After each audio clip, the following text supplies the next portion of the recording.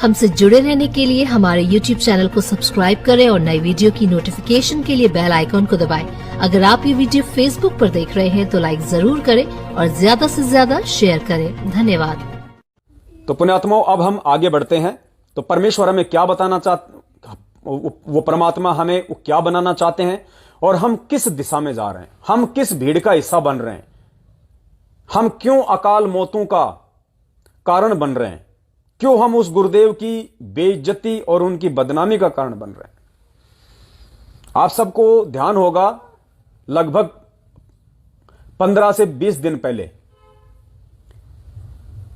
मध्य प्रदेश के कटनी जिले में बहन पूजा दासी के यहां पे साध संगति का एक छोटा सा प्रोग्राम था, जो कि हर महीने हो रहा था। और उस साध संगति के कार्यक्रम को रुकवाने के लिए इसी भीड़ ने, सतलोक आश्रम मैनेजमेंट हरियाणा वालों के पीछे अंधे होकर चल रहे अंध भक्तों ने, कटनी के जिला कोऑर्डिनेटर और नामदान संचालक के कहने पे कम से कम 400 से 500 भगत इकट्ठा होके और कटनी के एसपी ऑफिस के बाहर जिन्होंने ज्ञापन दिया, धरना दिया कि वो साध संगति नहीं होनी चाहिए, उस बहन के खिलाफ एफआईआर करवाई, शिकायत जो है वो दर्ज करवाई।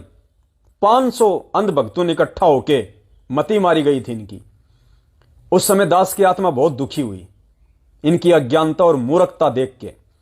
और पुण्यात्माओं, शाम को 6 बजे फिर दास ने एक वीडियो बनाया था लाइव आके, और दास ने उस समय इनको परमात्मा का विधान बताया था कि 7 साल हो चुकी हैं, परमेश्वर ने तुम्हें बहुत मौके दे दिए और अब ये लास्ट मौका था तुम्हारा। मध्य प्रदेश वालों, ये तुम्हारा लास्ट मौका था और आज के बाद तुम नोट कर लेना, तुम्हारे उल्टे दिन शुरू हो चुके हैं।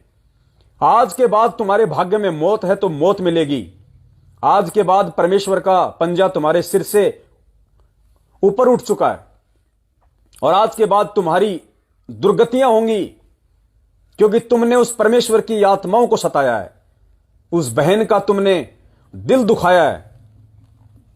और परमेश्वर ने अपने सत्संग में, यह सत्संग पुण्यात्माओं परमात्मा का विधान है। जैसे भारत का संविधान है ना, वैसे ही यह सत्संग सतगुरु रामपाल जी भगवान, उस कबीर परमेश्वर का विधान है। और इस विधान में परमेश्वर ने क्या बता रखा है,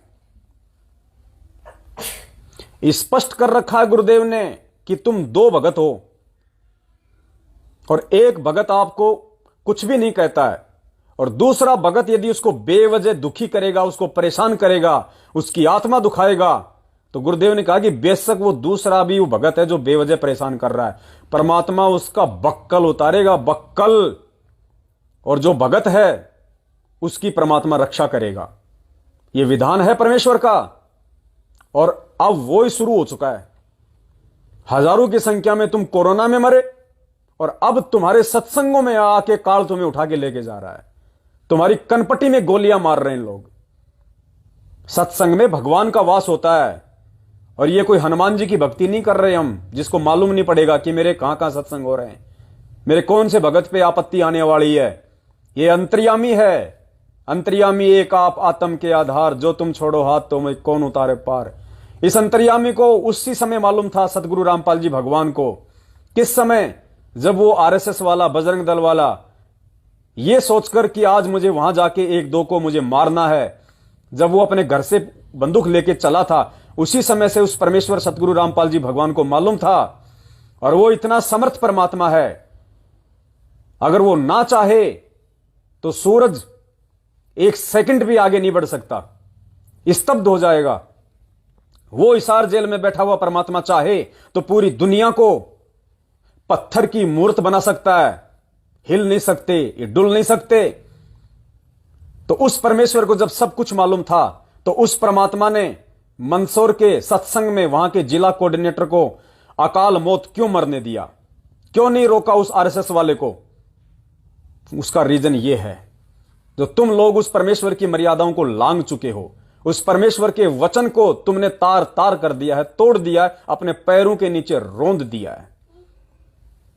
और क्या कहा परमेश्वर ने अपने विधान में? इसलिए आज तुम्हारे बक्कल उतर रहे हैं, क्योंकि तुम ना तो गुरुदेव के सत्संगों के आधार से चल रहे, ना तुम सत्सेवकों के समझाने के बावजूद उनके वीडियो के आधार से चल रहे। आज भी इस बिचली पीढ़ी में जन्म लेके, शिक्षा लेके, तत्व ज्ञान लेके आज तुम देखा देखी में भेड़ चाल चल रहे हो और अपने ही भगत भाई बहनों के तुम विरोध में खड़े हो रहे हो, सच्चाई के विरोध में खड़े हो रहे हो, साध संगतियों के विरोध में खड़े हो रहे हो। तो परमेश्वर के इस विधान अनुसार अब तुम्हारा बक्कल ही उतरेगा जब तक कि तुम साध संगतियों से नहीं जुड़ जाओगे। बोलो सतगुरुदेव की जय हो। अब क्या बताते हैं कि जो जैसे अम्बरीश राजा विष्णु भगत थे, अब विष्णु जी की भक्ति कर रहे थे तो वहां परमात्मा विष्णु रूप धारण करके क्या बताना चाहते हैं कि मेरा भक्त अम्बरीश है और उसमें आधीनी है दुर्वासा, तेरे अंदर बकवाद भरी है और मेरे भक्त ने को सता देगा उसका बक्कल तार दूंगा। परमात्मा अपनी महिमा बताना चाहता है कि जो मेरे भक्त को सताएगा उसको नहीं बख्शूंगा। अब पुण्यात्माओं, इसमें एक बहुत बड़ा नियम है प्रभु का कि सबसे ज्यादा हमें अधीन रहना होगा।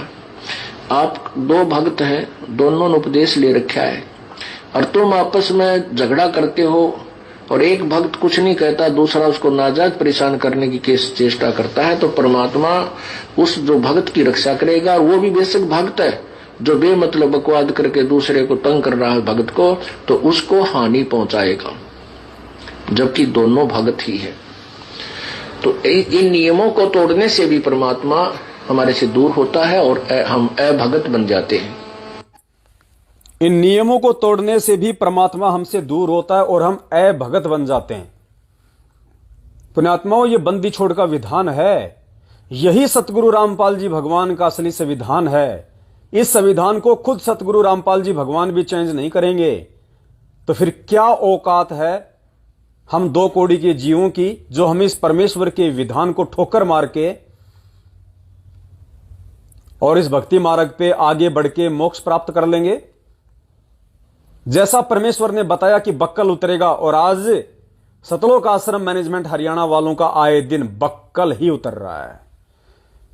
कोई फांसी खा के मर रहा है, कोई ट्रेन के नीचे आके मर रहा है, कोई आपस में झगड़ा करके मर रहा है, कोई कोरोना से मर रहा है, कोई महामारी से मर रहा है, कोई एक्सीडेंट होके गाड़ियों के नीचे आके मर रहे हैं सारनामी लोग। किसी को जगत वाले गोलियों से भून जाते हैं। और विचार करो पुण्यात्माओं, जब तुम्हारा कोऑर्डिनेटर, जिसको तुम बहुत अच्छा सेवादार मानते हो, बहुत अच्छा उत्तम क्वालिटी का भगत मानते हो, जब तुम्हारे कोऑर्डिनेटर इस प्रकार से अकाल मौत मर रहे हैं, दुर्गतियों को प्राप्त हो रहे हैं, जगत वाले भी नहीं मरते ऐसे, तो सोचो तुम्हारी क्या औकात है कि तुम आराम से मर जाओगे। क्या गारंटी है कि तुम्हारे को परमात्मा सुख देगा? तुम्हारी ऐसी दुर्गति से मौतें नहीं होंगी, क्या गारंटी है? तुम्हारी आंखों के सामने, और तुम अपने से जो श्रेष्ठ भगत मानते हो, अच्छा सेवादार मानते हो, जब उसको काल उठा ले गया तो तुम्हारी क्या औकात है? इसलिए परमात्मा कहते हैं कि सुखदेव ने 84 भुगती, बण्या पजावे खरवो, और तेरी क्या बुनियाद प्राणी, औकात प्राणी, तू पेंडा पंथ पकड़बो। जुड़ जा सच्चाई से, जुड़ जाओ साध संगतियों से और चलना शुरू कर दो परमेश्वर के वचन और विधान अनुसार, वरना आने वाले समय में बक्कल उतरेंगे। तो कटनी की घटना के बाद में दास ने उस परमेश्वर का विधान बताते हुए इन मैनेजमेंट वालों को फाइनल चेतावनी दे दी थी कि अब वो परमेश्वर तुमसे 100% दूर है। पहले तो थोड़ा बहुत 1-2-5% हो सकता है, परमेश्वर ने थोड़ी बहुत कुछ गुंजाइश रखी, लेकिन जो कटनी में बेवजह जो तुमने उस बहन की आत्मा दुखाई, बेवजह उस बहन को तुम लोगों ने डराने का प्रयास किया, धमकाने का प्रयास किया, एक ही गुरु के शिष्य होने के बावजूद, और इधर दास की भी आत्मा दुखी हुई। और उसी समय परमात्मा ने दास के माध्यम से अपना संविधान तुम लोगों को सुनवा दिया था कि अब तुम्हारे बक्कल उतरेंगे, अब तुम्हारे लिए कोई रियायत नहीं है। और ये परमात्मा नहीं मारेगा, परमात्मा किसी को नहीं मारता, वो दयालु है। तुम्हारे जो अपने जो कर्म हैं, जो 7 साल से तुमने किए हैं, और आज भी जो तुम कर रहे हो आंख बंद करके, तुम्हारे ये कर्म ही तुम्हें ले डूबेंगे। राम किसी को मारे नहीं, मारे तो हत्यारा राम, अपने आप ही मर जाओगे तुम ये कर कर खोटे काम।